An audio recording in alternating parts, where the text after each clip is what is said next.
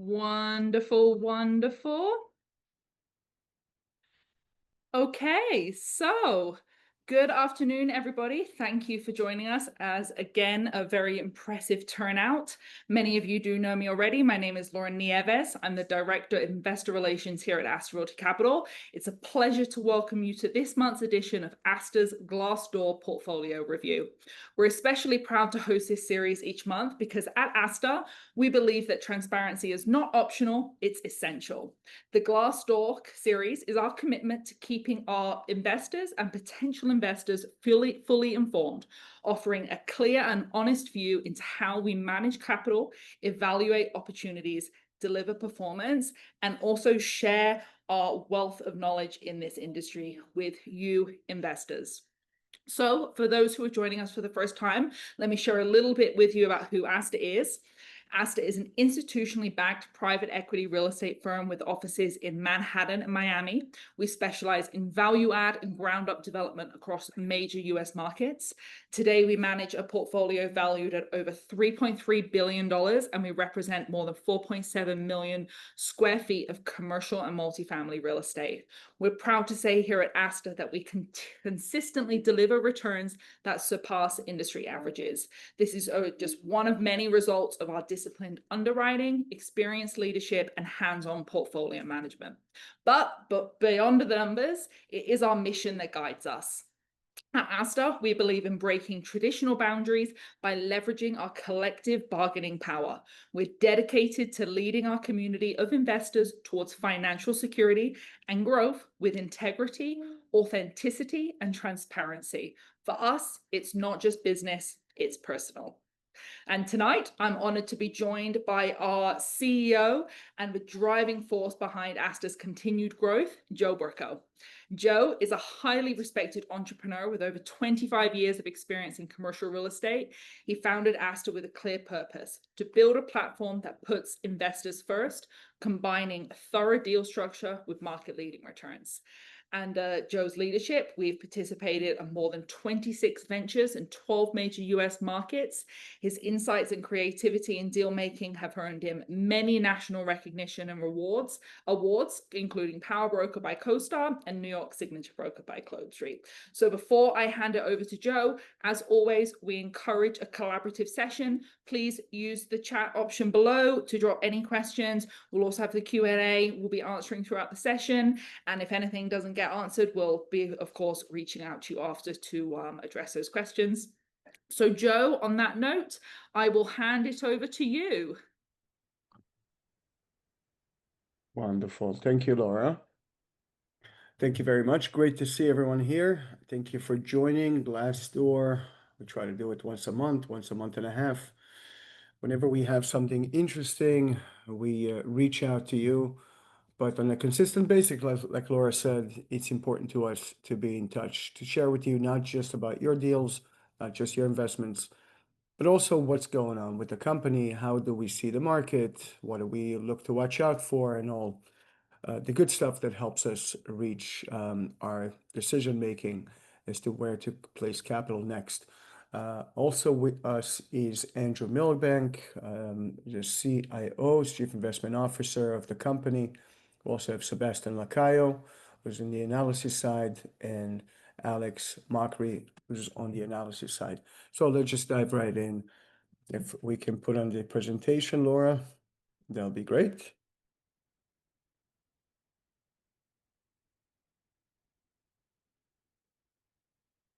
Okay, wonderful. So summer of 2025, what's happening with the world, and really how does it affect our business decisions and investment interest in various chapters. So those are here that are new, just a high level Astor by the numbers. As of this quarter, we have 38 transactions, Laura said 26, we have 38 transactions, 16 exits. We're expecting by the end of this year to reach 20 different exits. We, until today, performed in investing in 12 top performing markets, US markets. These are markets that are growing both in terms of job growth and, of course, population. over 4.7 million square feet. We're managing $283 million for our investors and, of course, our own capital as well, with assets in values of over $3 billion, averaging across all of our strategies 22.3%. Give you a snapshot of where we are geographically. We've had one investment exited in Chicago. We have ongoing investment in Phoenix, Arizona, Dallas, Tampa. We've exited. Good concentration in South Florida, one of the strongest markets in the United States. Columbus, Ohio, which we'll talk about today, is an asset that we're on contract to sell. Flemington, New Jersey will be up for sale sometimes in the coming months, or we'll create our own exit.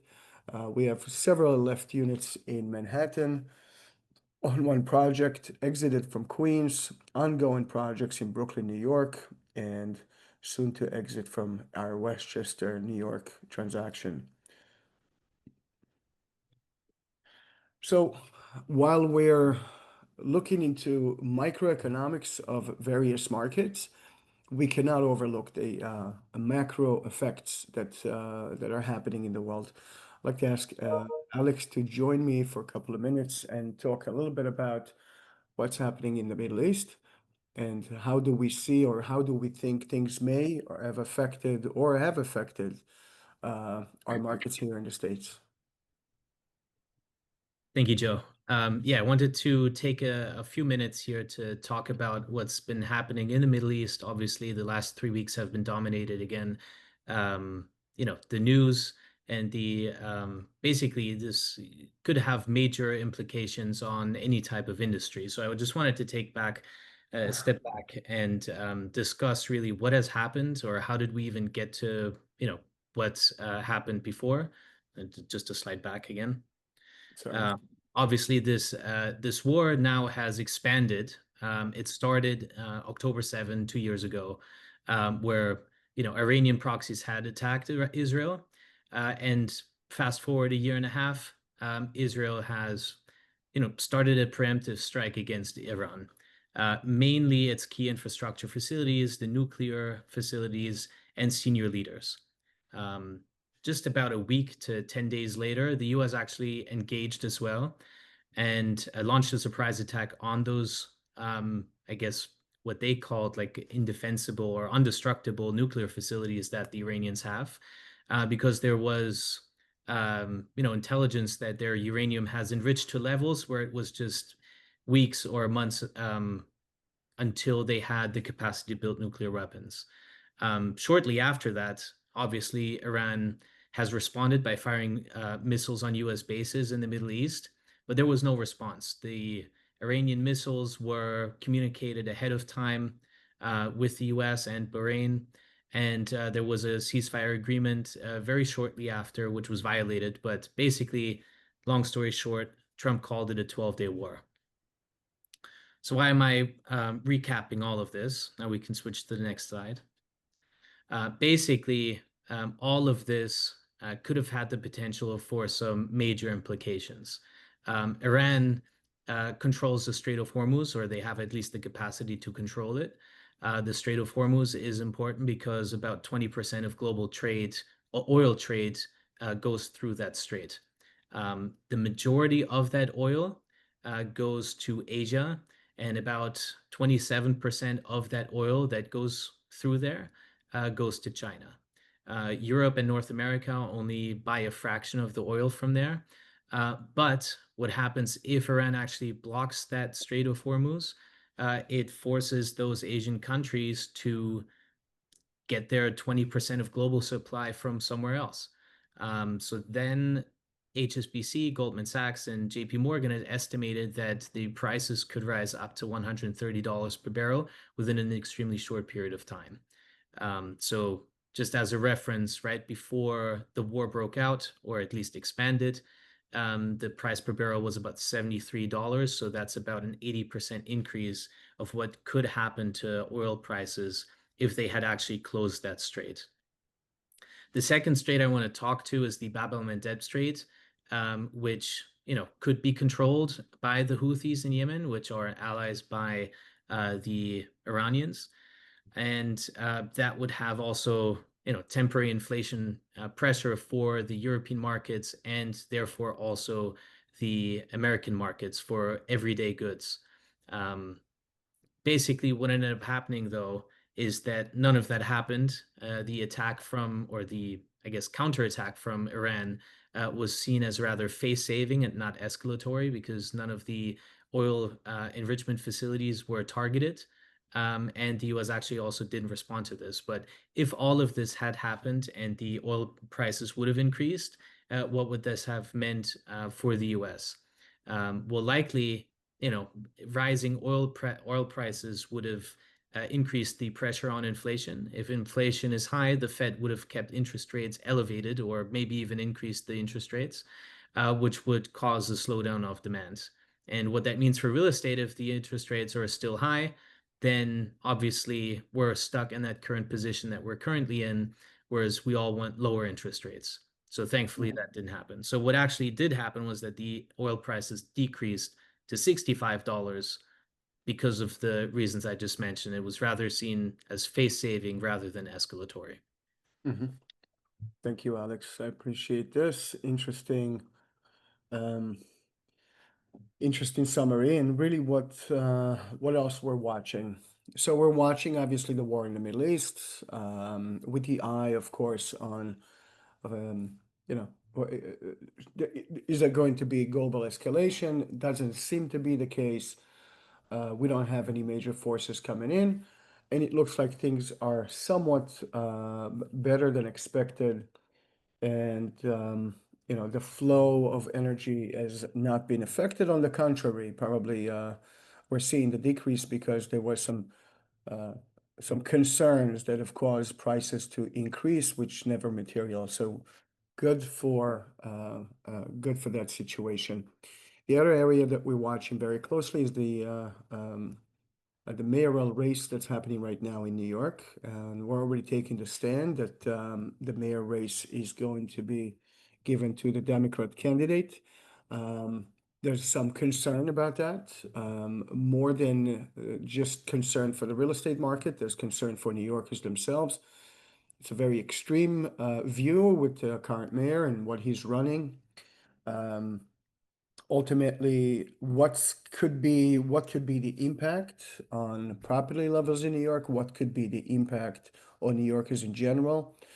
And we're sort of like seeing it as a tale of two stories. So we are taking the stand that the socialist, I would even say extreme socialist, that's now running for the city of New York is going to win. And the reason for it, it's, if you're in the Democratic Party versus the Republican Party or even an independent, the chances that the Democrat would win are 6-1, some even say 7-1. So it's almost a no contest. So we have to take the stand that this will actually happen. Now, there's a lot of statements that are being said by the progressive mayor, potential mayor, future probably. And a lot of them are getting a lot of us uncomfortable. Things like, universal rent control, and there will be no more increases in future rents. Those things would literally send some kind of a shivers down real estate owners' spines, because obviously they rely very heavily on those rents, and they rely very heavily on future increases to keep up with inflation and rising costs. Now let's try to decipher the words, the noise from the actual truth. The mayor doesn't have the capacity to determine whether rents will grow or not grow. It's a different body. It's called the RGB, the Rental Guidelines Board, that determines if rents will continue to rise or not continue to rise. For an example, this week, that board has decided